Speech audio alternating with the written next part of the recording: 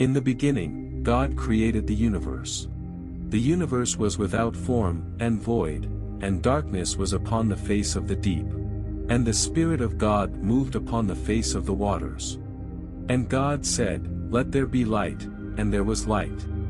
The universe was blindingly bright, and all that light could not disperse and dim. For God's rules for the universe had no time and no laws to follow. The light had no path to follow. God took a small piece of that light, and protected it, and sanctified it, and from it created heaven. Heaven would be his kingdom. None of his creations would be allowed to change it. It was on the next day that God created the seraphim, the angels, to create order for his creation. In God's plan he bestowed upon them free will, so they could sympathize with the chaos of the universe. As it was to be his birthday, the first angel, Gabriel, marked the occasion and called it time. This would prove to be a fateful decision. With the invention of time, came energy.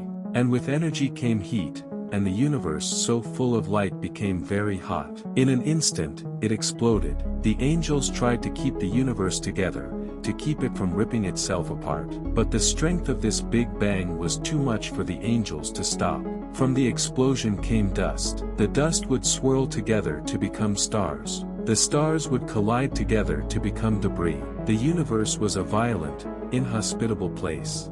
Yet the angels were made to create order. Soon debris began to follow regular patterns. The universe was given new laws. In pockets scattered across the universe, life even found it cozy enough to take root. Such was the bureaucracy of heaven. One day, a particular angel grew bored of the tedious bureaucracy and heavenly paperwork. The emotions driving free will had led her to disdain her lot in life. She led a revolt against heaven, and the angels that followed her were banished. In the aftermath, heaven was in a weakened state. God reflected on his decisions. The angels were too emotional to be bureaucrats. They needed free will, but perhaps they were too curious, too prone to sin. So God created seeds and planted them in the clouds. Soon the seeds sprouted, and bloomed. From the flowers came the cherubs. These winged creatures would have free will, but lack sufficient emotion. They could not be truly unhappy, but they could also not be truly glad. They could not feel wrath or envy, or love or hate. These incomplete angels would help the remaining angels keep order in the universe, and would not be so easily swayed to rise up. They would be the perfect paper pushers of heaven. Lisa Lavitz was one of the cherubs, most unremarkable. She was exactly as dutiful and conscientious as any other cherub. She filed her paperwork and she made her spreadsheets without any protest. And without any more skill or heart than any other cherub. Yet she was unique in one way. She had become strangely fascinated with one insignificant piece of debris in one insignificant galaxy. Sentient life was not uncommon in the universe and mankind was nothing special. Yet for some reason Lisa was drawn to mankind in particular. Like her, they would bring order to the world. They would sit in their cubicles and make their spreadsheets, and file their paperwork. Yet they would also do the strangest things. They would laugh with one another.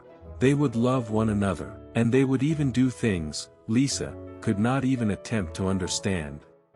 Lisa, like most cherubs, was not a curious creature. No cherub had ever asked a question. There was no reason to. Lisa approached the only creatures she had ever known to display emotions, the angels. Gabriel, how could they bring order to themselves while also feeling such strong emotions? The angel was alarmed by her question. He remembered what happened last time an angel became overcome with curiosity. I cannot allow this to fester, thought Gabriel. And that's when the angel came up with a plan. Lisa, why don't you go live amongst them and find out yourself? Is that really possible? Lisa asked. Questions breed questions. Gabriel knew as much. He was even more confident this was the correct course of action. Of course, but you may never return. Gabriel warned. Lisa knew not of fear. She knew not of loneliness. She knew not of unhappiness. There was no difference between being here or being there. Okay, I'll go visit the humans. So without any hesitation, she agreed. Goodbye, Gabriel. And without any sadness or regret, Lisa left heaven, and traveled to the debris called Earth. Upon arriving, Lisa immediately noticed all the things that made this place different than her home. This place sure is different. The air smelled dirty and stale. The ground was hard and uncomfortable. Everywhere she looked were lights and colorful signs. Why aren't you smiling? Are you lost, little girl? Aren't you cold? The young cherub was not used to so many questions, so many emotions. She wanted to talk to people, but she didn't know how. After several days of walking, she learned she preferred the city at night. It was quieter. There were less people, less noise.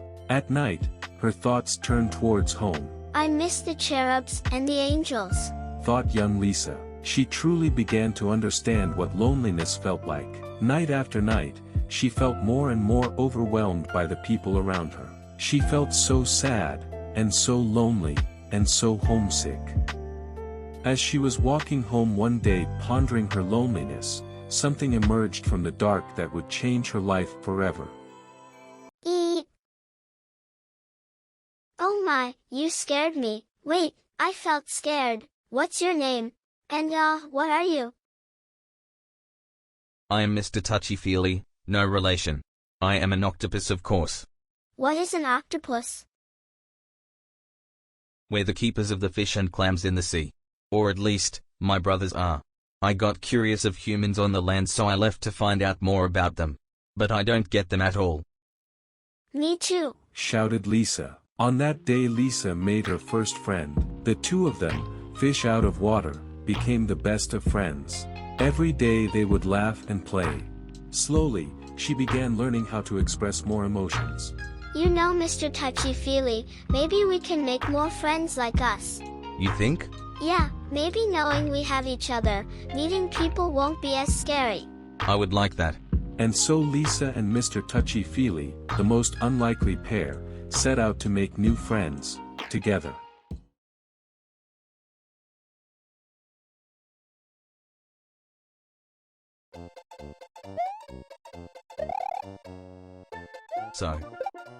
So what? Weren't we going to make friends? I already tried. No, you didn't. Okay, well, I don't really want to go outside.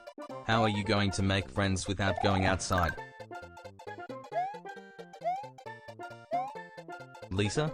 I don't know. I'll be a VTuber or something. A VTuber? Yeah, a VTuber. How do you become a VTuber? I don't know. Well, let's look it up at least.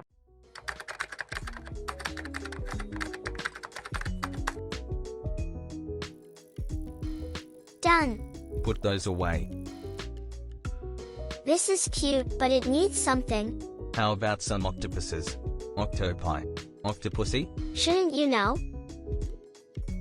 And that's when we have 100 Lisa Lavitz lookalikes do the You Can't See Me. We don't have the budget for this. It says we should consider making separate hashtags for SFW and NSFWR. But why would anyone? That's probably a good idea.